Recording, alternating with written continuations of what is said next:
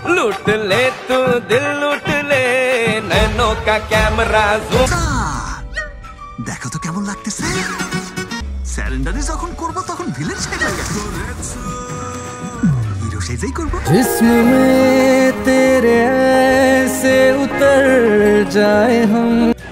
Megastar Shakib Khan অভিনীত অন্যতম আলোচিত সিনেমা দরদ মুক্তি পেয়েছে 15ই নভেম্বর। বিভিন্ন কারণে ঘোষণার পর থেকেই আলোচনায় রয়েছে সিনেমাটি।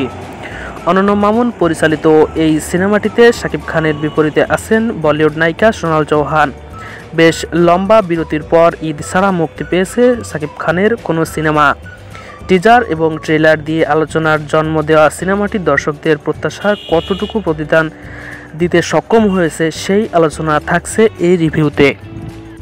দরদ সিনেমার গল্প মনোমাস্তিক থ্রিলার ঘরানার। সিনেমার গল্পটি মূলত বারাণসী শহরের এক দম্পতি নিয়ে। অটোচালক দুলু মিয়া তার স্ত্রী ফাতেমাকে অসম্ভব ভালোবাসে। ফাতেমা আবার ফিল্মের সুপারস্টার শেহজাদ খানের ভক্ত ওরফে সারফারাজ। ফাতেমাকে দেখার পরই প্রেমে পড়ে যায় দুলু মিয়া। এরপর বিয়ের শর্ত হিসেবে ছিল দুলু মিয়া ফাতেমাকে তার পছন্দের সুপারস্টারের সাথে দেখা করাবে। এদিকে শহরে ঘটতে থাকে একের পর এক খুনের ঘটনা। এই খুনে হওয়া মানুষগুলো সমাজের প্রভাবশালী দলের সদস্য। ধারাবাহিকভাবে খুন হওয়াদের তালিকায় ছিলেন সুপারস্টার শেহজাদ খান ওরফে সারফারাজ। পুলিশ ঘটনার তদন্ত শুরু করলে ঘটতে থাকে আরও কয়েকটি খুনের ঘটনা। এরকম সময়ে এই সব খুনের অভিযোগ স্বীকার করে আত্মসমর্পণ করে দুলু মিয়া। কিন্তু কেন দুলু মিয়া খুনের দায়ভার নিজের কাঁধে তুলে নিল? তার আত্মসমর্পণের কি শেষ ঘটনা? আসলে দুলু মিয়া এই খুনগুলো করে থাকলেও কি ছিল এই সব খুনের কারণ?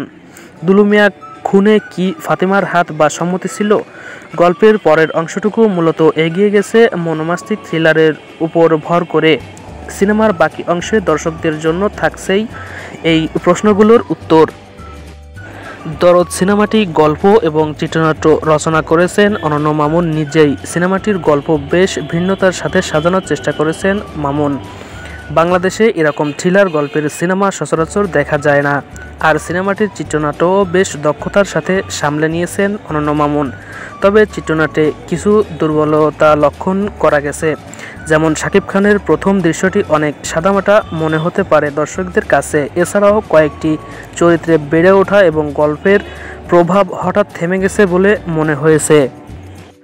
দরদ সিনেমাটি ছিল মূলত সাকিবময়। তুফান সিনেমাটি ছিল অনেকটা স্টাইল নির্ভর, যেটাকে আমরা পর্দায় সোয়াগ বলে থাকি। কিন্তু দরদ ছিল অভিনয় নির্ভর, যেখানে স্টারডমের চেয়ে অভিনয় বেশি গুরুত্বপূর্ণ। আর সাকিব খান এক্ষেত্রে শতভাগের চেয়েও বেশি সফল।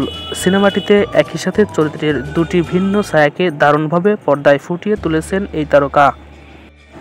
এই সিনেমার গল্পে দুলু মিয়ার পর ব্যাপ্তি এবং গুরুত্বের দিক থেকে বড় চরিত্র হচ্ছে ফাতেমা।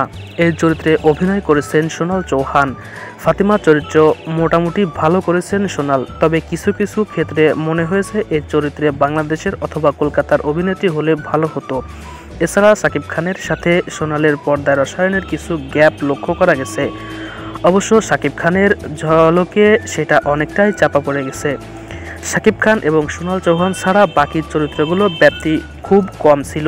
পায়েল সরকার তদন্তকারী পুলিশ কর্মকর্তার চরিত্রে কিছুটা বেশি সময় পেয়েছেন, কিন্তু এই চরিত্রে পায়েল নামের প্রতি সুবিচার করতে পারেননি। সিনেমাটির মোটামুটি পুরো দৃশ্য ধারণ করা হয়েছে কলকাতায়। ভেক্টরস ফিল্ম এবং গঙ্গাধরীর চিত্রগ্রহণ ভালো হয়েছে। যে কোনো মনমাস্তিক থ্রিলার সিনেমার ক্ষেত্রে সম্পাদনা বিশেষ গুরুত্ব বহন করে থাকে। সোমনাথ দে এবং স্টাইলক্স ভাই দরদ সম্পাদনা মুন্সিয়ানা দেখিয়েছেন। অনেক দৃশ্যে দর্শক বিভ্রান্ত হয়ে যাবে। খুনের ঘটনাগুলো বেশ দক্ষতার সাথে দেখিয়েছেন, দর্শকদের কোনো ইঙ্গিত না দিয়েই। সাকিব খানের ভক্ত হন বা না হন, অনন্য মামুনের দরদ সিনেমাটি আপনার অবশ্যই দেখা উচিত। ধুমধাম অ্যাকশন কিংবা লুতুপুতু রোমান্স নয়। দরদ সিনেমার মূল চালিকা শক্তি হচ্ছে এর রহস্য এবং সাকিব খানের অভিনয়। ট্রেলারের শেষে সাকিব খানের একটি সংলাপ আছে, আমি তো জিতেই গেলাম। এই সিনেমাটি প্রেক্ষাগৃহে দেখলে দর্শক হিসেবে আপনিও জিতবেন, এ তো কোনো সন্দেহ নেই। দরদ সিনেমাটিতে আসলে নেগেটিভ পজিটিভ দুই দিকই আছে। তবে পজিটিভ রিভিউটাই দিলাম, নেগেটিভটা নাই দিলাম, হয়তোবা কোনো একদিন দিয়ে দেব। তবে নেগেটিভ রিভিউতে বিষয়টা আসলে অতটাও ধরার মতো না, পজিটিভগুলোই বেশি। কিছুটা কালার গ্রেডিং, কিছুটা সাউন্ড বা কিছুটা বিরক্তিকর পর্যায়ে আছে, যেগুলো আসলে নেগেটিভ, অনেকটাই নেগেটিভ। এজন্য আসলে রিভিউটা নেগেটিভ না দিয়ে পজিটিভই দিলাম।